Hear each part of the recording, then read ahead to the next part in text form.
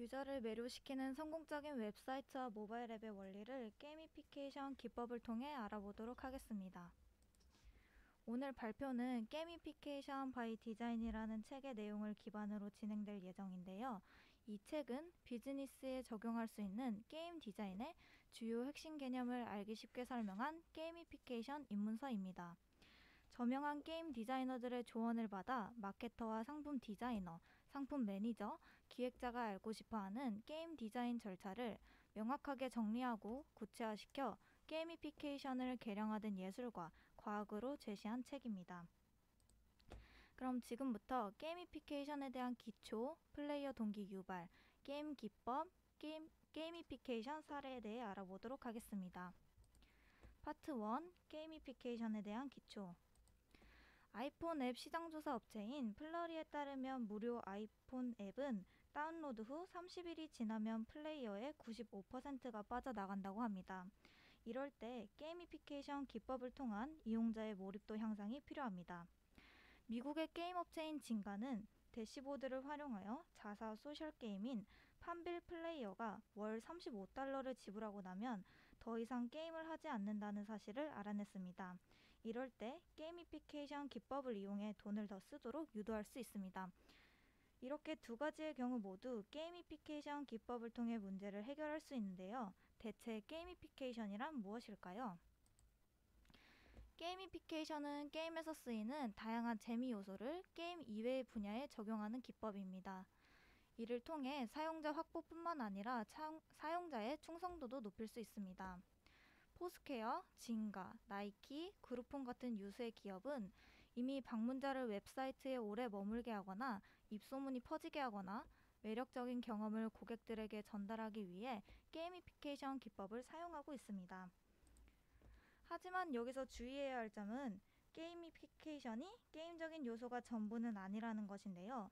흔히 게이미피케이션은 이 빵꾸기에 비교되곤 합니다. 상품이나 서비스에 게이미피케이션이라는 달콤한 코팅을 얹을 수는 있겠지만 그 속에 케이크가 맛있지 않다면 대부분의 유저는 한 입만 먹어보고 말 것입니다.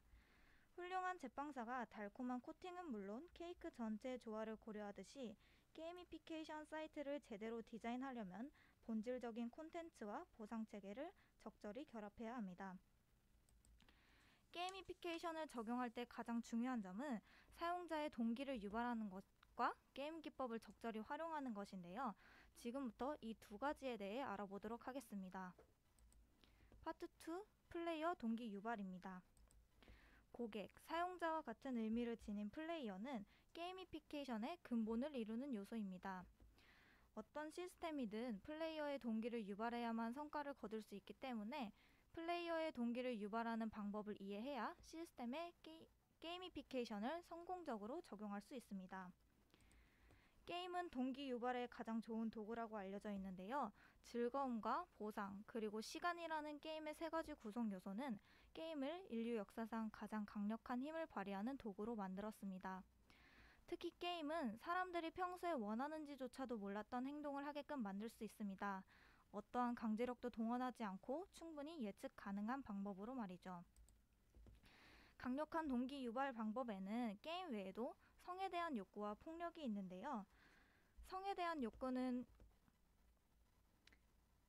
우선 그리스 신화에서 현대 드라마까지 많은 이야기들을 살펴보면 성에 대한 욕구는 무엇이든 하게 만드는 힘이 있습니다. 그리스 신화를 살펴보면 트로이의 왕자 파리스가 헬렌을 데려가자 메넬라우스 왕은 트로이 전쟁을 일으켰었죠. 성에 대한 욕구는 장기적인 관점에서 보았을 때 필요하지 않은 일을 하도록 만드는 힘이 있습니다. 성에 대한 욕구가 게임과 다른 점은 예상하거나 컨트롤하기 힘들다는 것입니다. 따라서 성에 대한 욕구는 강력한 동기유발 방법이기는 하나 플레이어의 참여도를 높이는 도구로 활용하기엔 부족합니다. 비슷한 예로 폭력이 있는데요.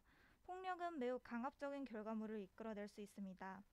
예를 들어 어떤 사람의 머리에 총구를 겨누면 아마 어떤 일을 시켜도 할 겁니다. 하지만 이를 도구로 사용한다면 당하는 사람은 전혀 상황을 즐기지 못하고 다시는 같은 게임을 하지 않을 겁니다. 게임은 강력한 욕구를 유발하는 성의 특성을 예측 가능한 강제력과 결합하며 여기에 폭력을 사용할 필요는 없습니다. 그냥 즐거운 마음으로 플레이어들이 스스로 이끌려 들어오기 때문입니다. 이렇게 게임이 성공한 요인의 중심에는 플로우라는 개념이 있는데요. 플로우 상태란 플레이어가 지나친 열망과 과도한 권태감 사이에서 적정한 수준의 동기 유발이 되고 있음을 의미합니다. 즉, 지속적으로 동기가 유발되는 상태를 플로우 상태라고 하며 디자이너들은 이 플레이어들의 플로우 상태를 유지시키기 위해 노력해야 합니다. 자, 게임이 플레이어 동기 유발 방법으로 가장 좋은 도구라는 사실을 알았으니 이제 게임 기법에 대해 알아보도록 하겠습니다. 플레이어의 몰입도를 높이는 게임 기법에는 7가지가 있는데 첫 번째는 점수입니다. 점수는 게이미피케이션 시스템에서 절대적으로 중요한 필수 요소인데요. 명쾌하고 직접적으로 드러난 점수는 플레이어로 하여금 확실한 동기 유발 효과를 불러일으킬 수 있습니다. 두 번째는 레벨입니다. 모든 게임에서 레벨은 플레이어가 성장한 정도를 나타냅니다. 앵그리버드 게임을 예로 들어볼까요? 앵그리버드 게임은 레벨이 올라갈 때마다 게임의 난이도에 변화가 생깁니다. 레벨 21을 시작으로 갑자기 난이도가 상승하는데 너무 어려워서 한 가지 방법 외에는 통과할 수 없다고 합니다. 이때 플레이어는 게임 자체를 포기할 수도 있겠지만 보통 어려운 레벨을 통과했을 때 특별한 무언가를 얻고 중요한 집단에 소속됐다는 느낌을 받을 수 있습니다. 즉, 난 레벨 21을 넘은 사람이야 라며 엄청난 성취감을 얻게 되고 그 느낌은 한동안 유지될 겁니다. 다음은 순위표입니다. 순위표는 단순한 비교를 목적으로 하며 유저의 의욕을 꺾지 않는 순위표를 이용해야 합니다. 의욕을 꺾지 않는 순위표를 만드는 방법은 단순한데요. 바로 사용자를 순위표 중간에 위치시키면 됩니다. 사용자는 순위표 중간에 있는 자신의 이름을 발견하게 되면 자신의 아래에 어떤 친구들이 있는지를 확인하고 위로는 다음 단계가 얼마나 가까이에 있는지를 보게 됩니다. 그리고 다음 단계로 넘어가기 위해 무엇을 해야 하는지 정확히 파악하고 실행하게 됩니다. 네 번째는 배지인데요. 많은 사람에게 수집은 강력한 동기유발 요소입니다. 어떤 플레이어는 앱에서 예상치 않았던 배지가 등장하면 깜짝 놀라고 즐거워합니다. 또한 예쁘고 가치 있어 보이는 배지는 단지 미학적인 이유만으로도 경쟁력이 있고 플레이어의 몰입도를 높여줄 수 있습니다. 다섯 번째는 퀘스트입니다. 퀘스트는 게이미피케이션 서비스에 들어온 플레이어가 무엇을 해야 하는지 제시하는 것입니다. 어떤 사람은 게임의 목표나 기본적인 동기 유발 요소를 전혀 알지 못하는 상태에서 시작하기도 합니다.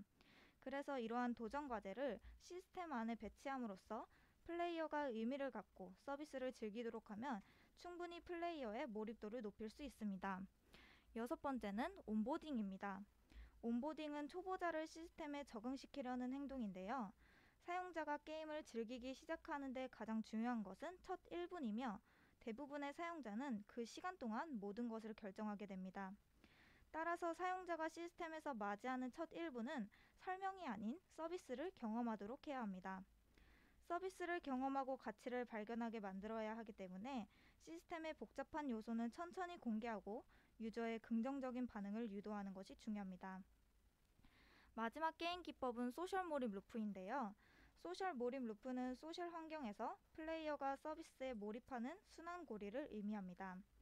소셜 몰입 루프는 플레이어를 감성적으로 자극하여 몰입하게 만들 수 있고 이렇게 만든 플레이어의 몰입은 소셜 환경 안에서 행동 요구를 만들어냅니다. 이는 곧 성장과 보상으로 이어지고 다시 감성을 건드리는 선순환 구조로 이어집니다.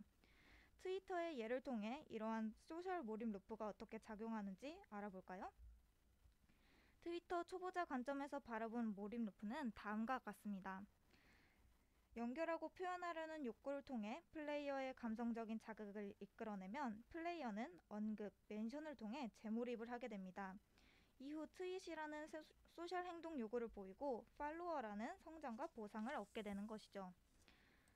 그럼 지금까지 알아본 게임 기법을 앱에 훌륭하게 적용시킨 서비스 사례를 알아보도록 하겠습니다. 나이키 플러스는 소셜 달리기 게임 앱인데요.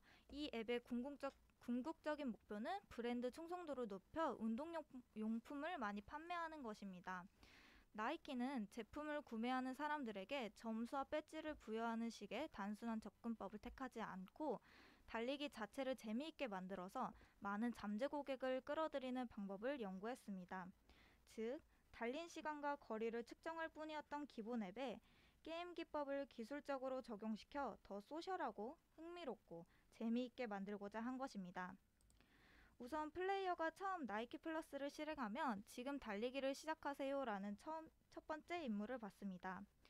플레이어는 나이키 플러스 앱을 단순한 측정기와 스톱워치로 활용하며 자신만의 순위표를 보면서 시간 단축이나 거리 증가와 같은 목표를 세우고 스스로 경쟁하면서 동기를 유발합니다. 이후 시간이 지남에 따라 새로운 게임이 등장하는데요. 그중 하나가 바로 태그 게임입니다. 이 게임은 플레이어가 얼마나 빨리 달리고 멀리 달리는지를 놓고 친구들과 경쟁하는 것인데요. 이 경쟁에서 지면 술래가 됩니다. 여기서 끝이 아니라 이 경쟁 구도를 반복적으로 이어나가기 위해 술래가 되면 술래를 험담할 수 있는 담벼락이 생깁니다. 여기서 술래가 친구들에게 놀림을 받게 되면 새로운 시합을 시작해서 술래를 넘기고 싶어 하겠죠? 나이키 플러스는 이 외에도 퀘스트 기법을 사용했는데요. 이 앱에서는 나이키가 만든 퀘스트뿐만 아니라 전 세계 플레이어가 만든 퀘스트가 있습니다. 나이키 플러스는 수백 개의 퀘스트를 공개했으며 여기에 수천 명의 경쟁자가 있었습니다. 지금까지 게이미피케이션의 의미와 플레이어 동기 유발, 게임 기법, 그리고 게이미피케이션 기법을 통해 유저들의 몰입도를 높인 나이키 플러스 사례까지 알아보았는데 이제 좀 게이미피케이션에 대해 감이 오시나요? 플레이어는 몰입되길 원하고 그들을 인정해주고 보상해주는 사이트에 몰려가고 있습니다. 앞에 나온 기법들을 사용하여 게이미피케이션을 이해하고 그것을 플랫폼화한다면 당신의 앱과 웹사이트에 사용자를 끌어모으는 데 큰 성과를 보게 될 것입니다. 감사합니다.